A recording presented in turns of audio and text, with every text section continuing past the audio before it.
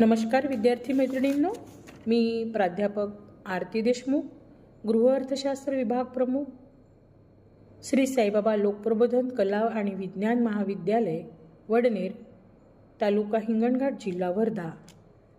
विद्यार्थी मैत्रिणींनो, मागील व्हिडिओमध्ये आपण गृह व्यवस्थापन मेजर हॅव 2च्या पुस्तकातील पहिल्या प्रकरणाबद्दल थोडक्यात प्रस्तावना बघितली होती।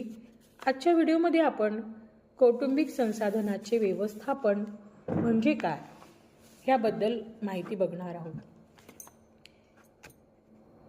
मी तुम्हाला मागच्या व्हिडिओमध्ये सांगितलं की मानवाजवळ दोन प्रकारची साधने असतात, एक म्हणजे भौतिक साधने आणि दुसरी म्हणजे मानवीय साधने। आजच्या व्हिडिओमध्ये आपण कौटुंबिक संसाधनाचे व्यवस्थापन याबद्दल माहिती बघणार आहोत। विद्यार्थी मैत्रिणींनो, मानवी जीवन जगत असताना आपल्याला विविध संसाधनांचा उपयोग करावा लागतो।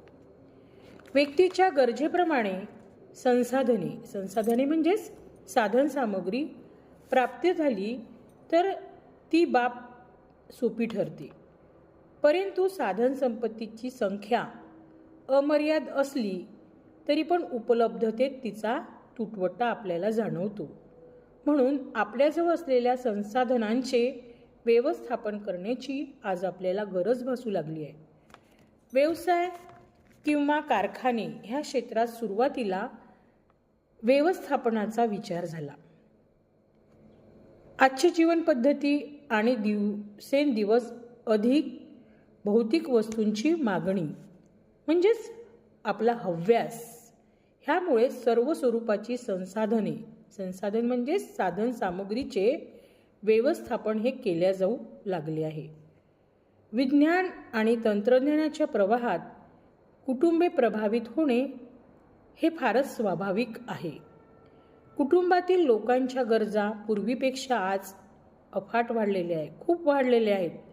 ह्या गरजा पूर्ण करण्याकरता आहे त्या परिस्थितीपेक्षा अधिक चांगली जीवनशैली स्वीकारण्यासाठी कुटुंबातील गृहिणी अर्थार्जनासाठी म्हणजेच पैसे कमवण्यासाठी बाहेर पडली आहे।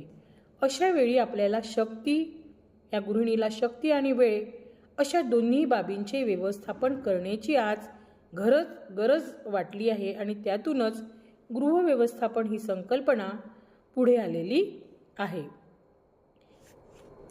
या पुढील व्हिडिओमध्ये आपण कौटुंबिक संसाधनं म्हणजे काय ह्याबद्दल माहिती पाहू, तसेच व्यवस्थापनाचा अर्थ आणि व्याख्या याबद्दल सुद्धा माहिती बघूयात। आजच्या व्हिडिओमध्ये आपण इथेच थांबूयात। नमस्कार।